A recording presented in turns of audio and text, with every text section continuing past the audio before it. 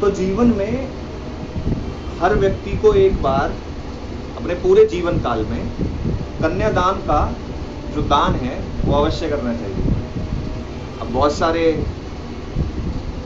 कन्याओं को अपने घर में लाते हैं, बहुत सारे कन्याओं को अपने घर से भेजते हैं। ये जो दान है ये अपने आप में बहुत अद्भुत है और बड़े बड़े दानों में इसको गिना जाता है। तो कन्यादान अपने पूरे जीवन काल में 1 बार, 2 बार, 10 बार व्यक्ति को कर लेना चाहिए। कन्यादान की महिमा बहुत ज़्यादा बताई गई है, जहाँ उठा के देख लीजिए आप, हर जगह पर। किसी का विवाह है, किसी का विवाह है तो जाहिर सी बात है, अगर बाल आश्रम से कोई बच्चा है, कोई कन्या है, उसके विवाह में परेशानी आती है, देखते होंगे आप लोग हर जगह। तो किसी कन्या का विवाह, तो पहले इसको समझना होगा हमको कि 3 प्रकार से हम किसी को भी सहायता दे सकते हैं। एक तो हो गई अपनी संतान, अपनी कन्या। एक गरीब कन्या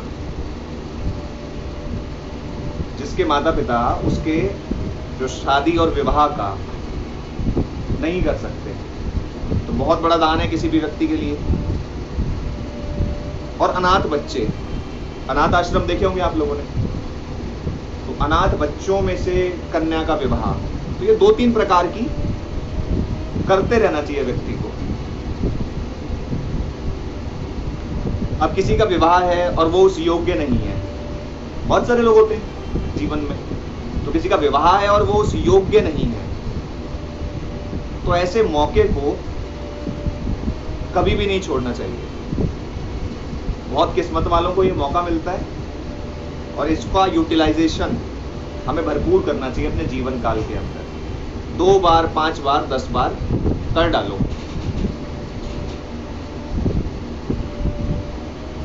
अब जब इस परेशानी को आप किसी भी सहयोग से, धन के सहयोग से, मन के सहयोग से, किसी भी सहयोग से अगर निभाते हैं तो जाहिर है ये परेशानी सॉल्व होगी, और परेशानी सॉल्व होगी तो बालिका का विवाह होगा, और बालिका का जब विवाह होगा तो जाहिर सी बात है संतान की उत्पत्ति होगी, और वो संतान आगे जाकर अच्छे अच्छे कर्म करेगी। तो दूसरे मायनों में अगर कन्यादान किया जाता है तो सीधा सीधा प्रकृति को, प्रकृति होती है नेचर, तो सीधा सीधा प्रकृति को सहयोग किया जाता है, नेचर को सहयोग किया जाता है, सपोर्ट किया जाता है, और नेचर फिर अपना आशीर्वाद, अपना प्रभाव हमारे जीवन पर डालता है। तो कहीं भी आपको कहीं आसपास अनाथ बालिका, किसी गरीब परिवार की बालिका, ऐसी कोई स्थिति मिले तो कन्यादान बढ़ चढ़कर करना चाहिए। जीवन में बहुत मायने हैं इसके।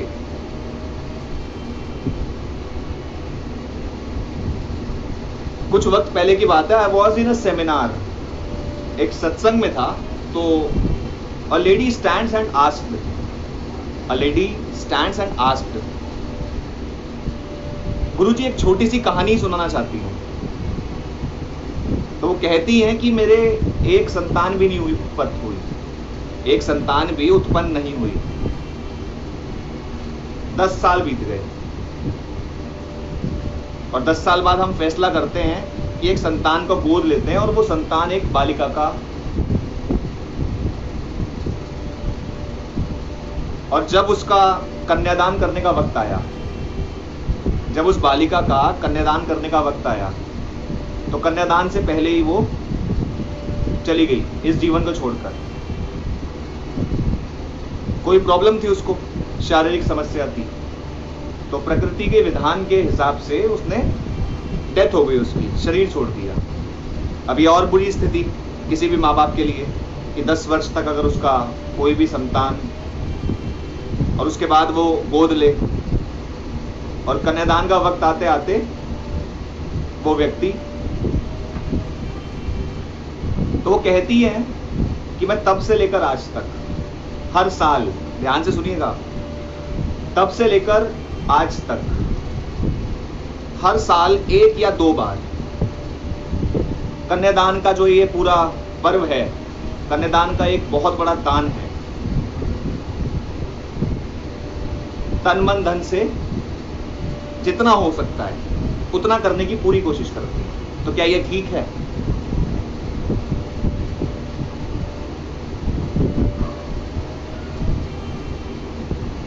In that case, you helps the nature.